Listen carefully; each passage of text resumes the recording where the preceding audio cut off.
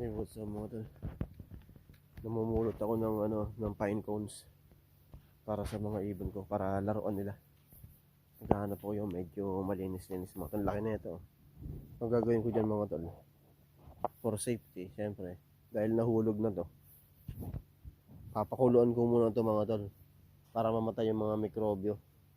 Tapos saka ko ilalagay doon sa isasabit ko, tatalian ko siya ng alambre, sabitan para maging ito laruan ng mga kakatil ko. Gusto ko yung maganda, yung walang sira.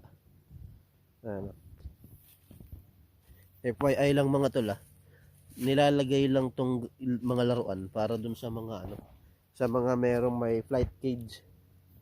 Sa mga may flight cage, yung mga ibon na hindi nyo pa i-breed, wag nyo lalagyan ng laruan yung mga ibon na mga tol nagbe-breed, para makapag-focus sila sa sa pagbe-breeding nila. So nilalagay lang to dun sa sa mga bata pang ibon, na mga kakaawat lang na ibon yan, para may libangan sila mga tol, para hindi sila nag-aaway-away. Kasi pagka binigyan nyo pagka walang laruan yung yung mga ibon mga tol, yan naboboring, nag-aaway sila. So kaya kinakalbo nila yung balahibo ng kapwa nila ibon mga tol. Ito marami, kailangan medyo malinis-linis ito medyo sakto lang. Gusto ko yung brown pa para maganda tignan. Ito pwede siguro ito, lilinisan ko lang mga tol. Ito pilit to, marami tayo. Pagawin ko dyan, tatalian ko. Sa Pilipinas mga tol, meron kaming kapitbahay na owner ng handicraft. Inaano nila yan ginagawang decoration mga tol.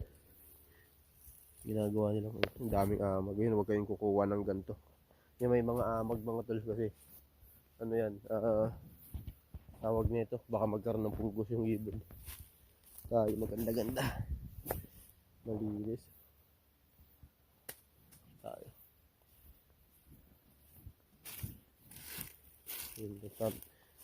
May mga tao baka sabihin ko ano ginagawa ko rito. Wala na mga tol, puro marami. Kailangan yung malinis-linis, kaya ito ayoko may sapot. So yun lang mga tol, umaambon na. Wala tayo makita, baka dun sa bandang dulo meron tayo makitang malinis-linis. Yun ako, umuulan.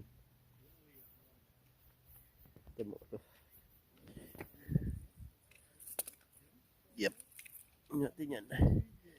Paano ko ito buksan? So, ipopost ko muna dito mga. Meron ba dito mga tol? Hanap lang tayo ng medyo malinis-linis. Ito baka pwede to. Dagta pala to, hindi pala amag.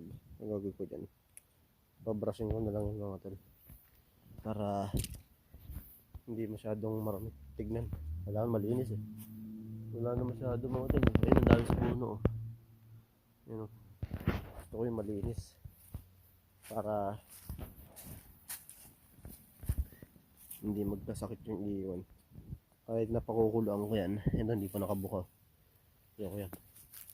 Okay, nakabuka na. Para kailangan malinis talaga mga tol. Dapat tayong iba. Ito maliit lang. Yan ito. Sa Pilipinas binibili ito. Actually dito mga tol, binibili rin ito sa ibang store.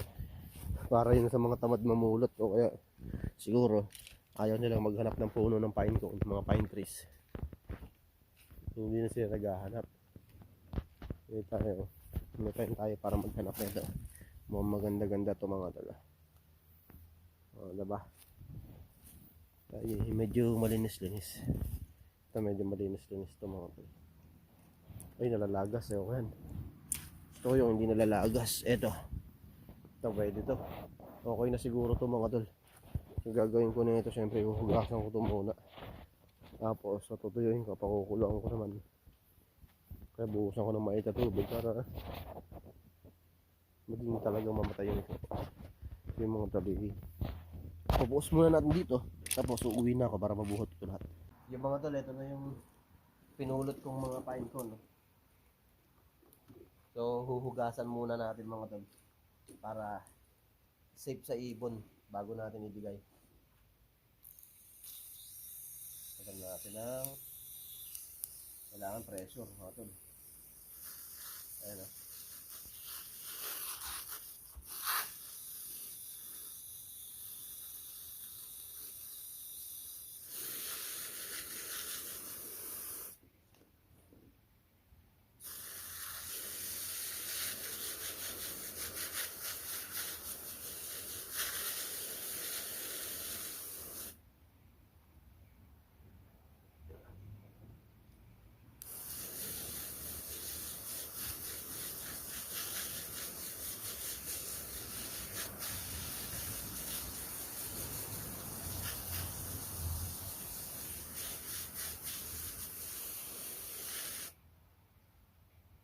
So, ang laki oh.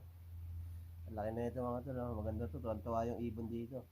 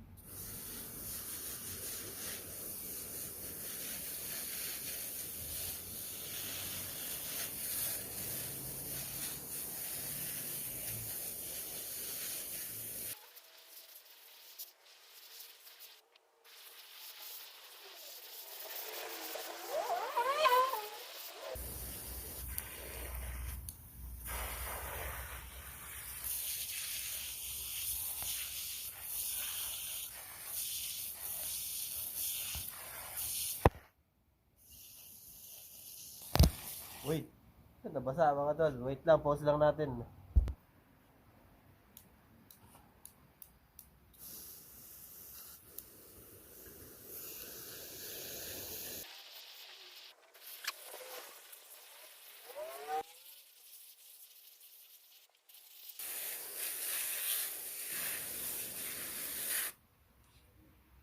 Mga tol, natapos ko ng hugasan tong ano, mga pine cones. Patutuyuin ko na muna sila para medyo mamatay yung mikrobyo. Saka mamaya ko na silang bubuhusan ng mainit na tubig kasi may gumagamit pa ng kusina mga tol. Nandito kasi ako sa trabaho ko ngayon eh. Siyempre nakikiano lang tayo, nakikinoto. At siyempre maibibigay ko pa to sa ano, mga ibon ko pag uwi ko mga tol. Pag uwi ko sa Friday. So ngayon patutuyuin ko muna ang mga pine cones bago ko pakuluan. Pero pwede nyo naman na ito pakuluan eh. Mas available lang yung lutuan nyo mga tol.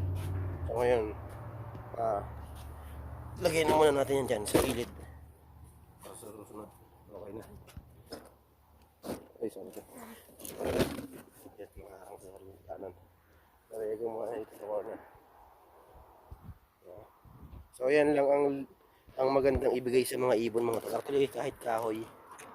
Kahit yung mga kahoy na putol-putol, pag ano nyo lang, pag isabit nyo lang sa mga gulungan ng ibon nyo para may libangan sila mga tol.